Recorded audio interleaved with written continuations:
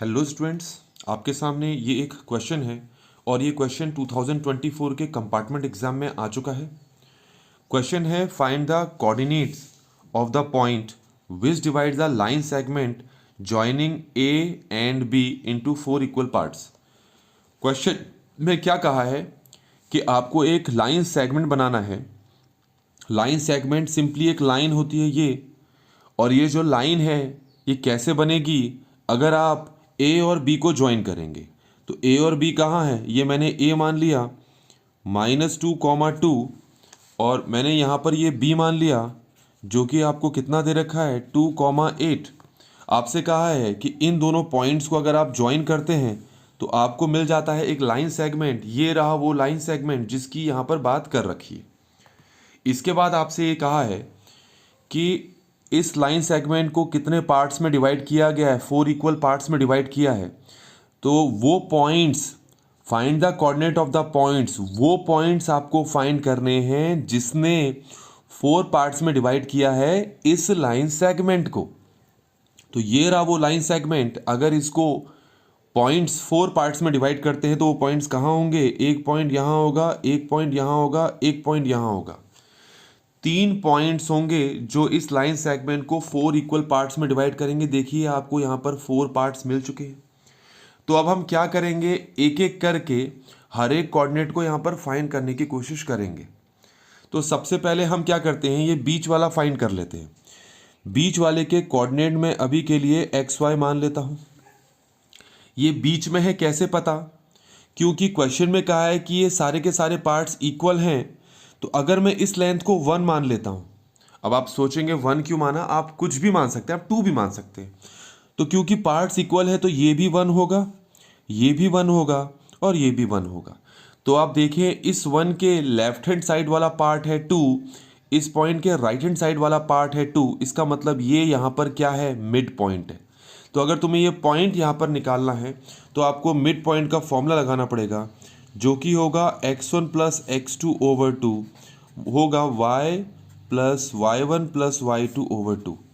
आपको ये बताना चाहूँगा कि क्योंकि ये मिड है तो इसको मैं मान लेता हूँ x1 y1 और इसको मान लेता हूँ मैं x2 y2। तो अब मैं क्या करूँगा, x1 की जगह रख लूँगा -2 प्लस x2 मेरे पास कितना है 2 डिवाइड बाई 2। ऐसे ही y इक्वल टू y1 कितना है मेरे पास 2 और y2 कितना है मेरे पास 8 डिवाइड बाई 2। इसको सॉल्व करते हैं, -2 प्लस 2 कितना हो जाता है 0। तो 0/2 हमारे पास कितना हो गया, 0 हो गया। यहाँ पर इसको इससे ऐड करेंगे तो 10 आएगा और नीचे क्या है हमारे पास 2 है। तो 10 को 2 से डिवाइड करेंगे तो ये 5 आ जाएगा। तो फाइनली ये जो पॉइंट है इसके कोऑर्डिनेट आ चुके हैं। इस पॉइंट को मैं P मान लेता हूँ अभी के लिए। तो मुझे P के कोऑर्डिनेट क्या मिल गए हैं, 0,5। तो ये आपको एक बात समझ में आ गई होगी। आप चाहते तो पहले इस पॉइंट को भी निकाल सकते थे, ठीक, आप इस पॉइंट को भी पहले निकाल सकते थे। तो क्योंकि मैंने ये निकाल दिया है तो अब मैं ये वाला पॉइंट निकालूंगा, देन ये वाला पॉइंट निकालूंगा। तो इसके लिए मैं ऊपर वाले डायग्राम को रीड्रॉ कर देता हूँ। ए आपको दिख रहा था ये है, बी आपको पता है ये है, मैं बीच का ये वाला पॉइंट निकाल चुका हूँ। तो इसके कोऑर्डिनेट मैंने ऊपर अभी निकाले क्योंकि मैंने इसको P माना, तो इसको मैंने क्या निकाला 0,5। अब मेरे पास 2 पॉइंट्स है जिसको फाइंड करना है, एक ये पॉइंट है, एक ये पॉइंट है। तो इस पॉइंट को अभी के लिए मैं Q नाम दे देता हूँ, ठीक हो गया। अब इसके भी कोऑर्डिनेट में x y मान लेता हूँ। अब आपको बहुत सारे तरीके से आप Q की वैल्यू निकाल सकते हैं। आप देख सकते हैं Q A और P का मिड में है, तो A और P के मिड में है तो इस बेसिस पे Q निकाल सकते हैं। या फिर अगर आपको ये पता ही नहीं है तो Q पॉइंट निकालने के लिए आप सेक्शन फॉर्मूला भी लगा सकते हैं। सेक्शन फॉर्मूला लगाने का फॉर्मूला होता है x equal to mx2 plus nx1 over m plus n, y equal to my2 ny1 over m plus n। ये वाला फॉर्मूला भी लगा सकते हैं। तो लगाएंगे कैसे, उसके लिए इसको भूल जाओ, इसको मानो x1 y1, इसको मानो x2 y2 ये जो दिख रहा है आपको ये m हो जाएगा। मैंने ऊपर 1 दिखाया था ना अभी आपको थोड़ी देर पहले, कितना बोला था, ये 1, ये कितना 1, ये कितना 1, ये कितना 1 दिखाया था ऊपर। तो क्योंकि इसके लिए ये x1 y1 और ये x2 y2 हो जाता है, तो ये हो गया m, कितना हो गया 1 हो गया, और ये हो गया n, कितना हो गया टोटल 3। तो n की जगह 3, m की जगह 1 पुट करके आप ये q पॉइंट निकाल सकते हैं। ये भी एक तरीका है, पर हमारे लिए ज़्यादा आसान है कि अगर, क्योंकि q a और p के मिड में है तो मिड पॉइंट फॉर्म लगाते हैं। तो हम लगाएंगे x equal to x1 plus x2 divide by 2 और y equal to y1 plus y2 divide by 2। इसको मान लेता हूँ x1 y1 और इसको मान लेता हूँ x2 y2।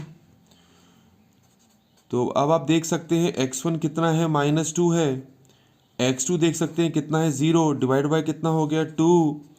-2 प्लस 0 -2 ही होता है, और उसको इस 2 से डिवाइड करो, -2/2, तो x की वैल्यू कितनी आ गई, -1 आ गई। इसको भी ऐसे ही निकालना है। तो y1 कितना है 2 है, y2 कितना है 5 है ओवर 2, तो 2 + 5 कितना हो जाता है 7, 7/2 हो गया। तो फाइनली जो Q पॉइंट है, इस Q पॉइंट के कोऑर्डिनेट पता लग गए। x की वैल्यू कितनी आ गई है -1 और y की वैल्यू कितनी आ गई है 7/2। अब हमें क्या निकालना है, लास्ट ये वाला पॉइंट निकालना है। अब इसका नाम मान लेते हैं, मैं इसी डायग्राम को रीड्रॉ कर रहा हूँ। अब यहाँ पर इसी डायग्राम को फिर से बना रहा हूँ। ये a, ये b और इसके कोऑर्डिनेट -2,2, b के कोऑर्डिनेट 2,8, बीच वाला पॉइंट P जिसके कोऑर्डिनेट 0,5 निकाले, और ये हम R मान लेते हैं। अब मुझे ये R निकालना है। अभी के लिए मैं इसका कोऑर्डिनेट XY मान लेता हूँ। आपको ये दिख रहा है कि ये जो R है PB का मिड पॉइंट है, क्योंकि जितना ये डिस्टेंस है उतना ही ये भी डिस्टेंस है। तो हमें R के कोऑर्डिनेट निकालने हैं, तो मिड पॉइंट फॉर्मूला ही लगाऊंगा मैं। कैसे लगाते हैं, वो होता है x इक्वल टू, क्या होता है x1 plus x2 divide by 2 और y equal to y1 plus y2 divide by 2। ये फॉर्मूला है जो हमें यहाँ पर लगाना है। इसके लिए मैं इसको x1 y1 मान लेता हूँ, इसको x2 y2 मान लेता हूँ। अब पुट करें, x1 की जगह क्या पुट करूँगा 0, x2 की जगह क्या पुट करूँगा 2 डिवाइड बाई 2। 0 + 2 कितना होगा 2 ही होगा, तो 2 को 2 से डिवाइड करो तो कितना आ गया 1 आ गया। y1 कितना है हमारे पास 5 है, y2 कितना है 8 है, डिवाइड बाई 2, तो ये कितना आ गया 13/2। तो फाइनली जो r है उसके कोऑर्डिनेट में x की वैल्यू हमारे पास 1 आ जाती है और y की वैल्यू कितनी आ गई 13/2। तो इस तरीके से बच्चों हमने तीनों के तीनों जो पॉइंट्स हैं वो यहाँ पर हमने निकाल लिए हैं, और इस तरीके से ये जो क्वेश्चन है कंप्लीट हो चुका है।